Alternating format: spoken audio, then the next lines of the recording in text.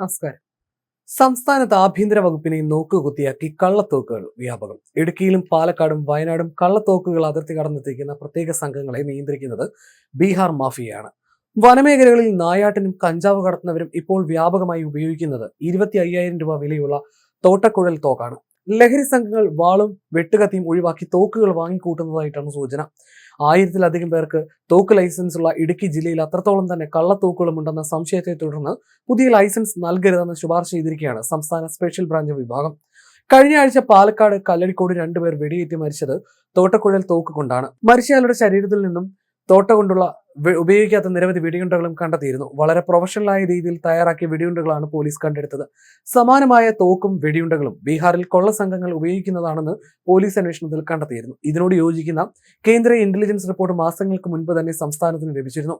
ബീഹാറിൽ നിന്നും വ്യാപകമായി കള്ളത്തോക്കുകൾ കേരളത്തിലേക്ക് കടത്തുന്നുണ്ടെന്ന ഈ റിപ്പോർട്ടിന്റെ അടിസ്ഥാനത്തിൽ അതിർത്തികളിൽ പരിശോധന കർശനമാക്കിയെങ്കിലും ആയുധക്കടത്ത് കണ്ടെത്താൻ പോലീസിന് കഴിഞ്ഞില്ല.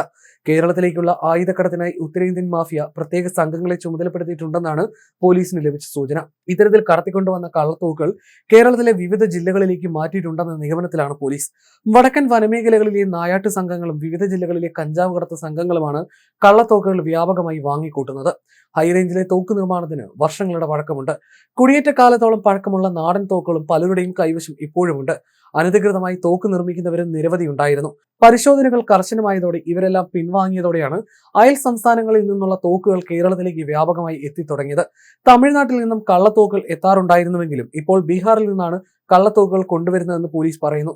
10,000 രൂപ വിലയുള്ള റിവോൾവർ മുതൽ 25,000 രൂപ വില വരുന്ന തോട്ടക്കുഴൽ തോക്ക് വരെ അനധികൃത വിപണിയിൽ ലഭ്യമാണ്. നായാട്ട് സംഘങ്ങൾ തോട്ടക്കുഴൽ തോക്കും ലഹരി സംഘങ്ങൾ റിവോൾവറുമാണ് വാങ്ങുന്നത്. ഈയം ഉപയോഗിച്ച് നിർമ്മിക്കുന്ന വെടിയുണ്ടകളാണ് റിവോൾവറിൽ നിറയ്ക്കുന്നത്. ഇടുക്കിയിൽ ഉടുമ്പൻചോല, ഇടുക്കി, ദേവികുളം, പീരുമേട് താലൂക്കുകളിലായി മാത്രം 1000-ലേറെ പേർക്ക് തോക്ക് ലൈസൻസ് ഉണ്ട്. ഒരു തോക്ക് ലൈസൻസിന്റെ പേരിൽ തന്നെ 2-ലധികം തോക്കുകൾ കൈവശം വെക്കുന്നവരും ജില്ലയിലുണ്ട്.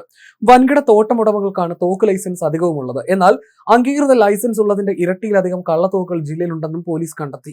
അതിനാൽ പുതിയ ലൈസൻസുകൾ നൽകുന്നത് തൽക്കാലത്തേക്ക് നിർത്തിവെക്കണമെന്നാണ് സ്പെഷ്യൽ ബ്രാഞ്ച് ഈയിടെ റിപ്പോർട്ട് നൽകിയത്. കഴിഞ്ഞ വർഷത്തെ കണക്കുകൾ പ്രകാരം സംസ്ഥാനത്ത് സ്വന്തമായി തോക്ക് ലൈസൻസ് ഉള്ളത് 7,531 പേർക്കാണ്. 1000-ലധികം പുതിയ അപേക്ഷകളും കിടപ്പുണ്ട്. ഏറ്റവും കൂടുതൽ പേർക്ക് ലൈസൻസ് ഉള്ളത് കോട്ടയം ജില്ലയിലാണ്. 1,562 പേർ. 1,278 പേർക്ക് ലൈസൻസ് ഉള്ള എറണാകുളമാണ് 2ാം സ്ഥാനത്ത്. പുതിയ ലൈസൻസ് ലഭിക്കുന്നതിന് ഇപ്പോൾ സർക്കാർ പരിശീലന കോഴ്സ് പാസ്സായിരിക്കണം.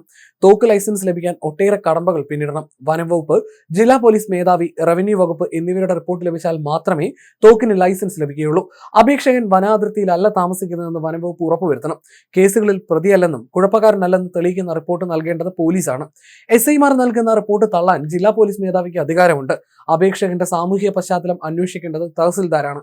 അപേക്ഷകൻ താമസിക്കുന്ന ജില്ലയിലെ ജില്ലാ മജിസ്ട്രേറ്റ്, ADM എന്നിവർക്കാണ് അപേക്ഷ നൽകേണ്ടത്.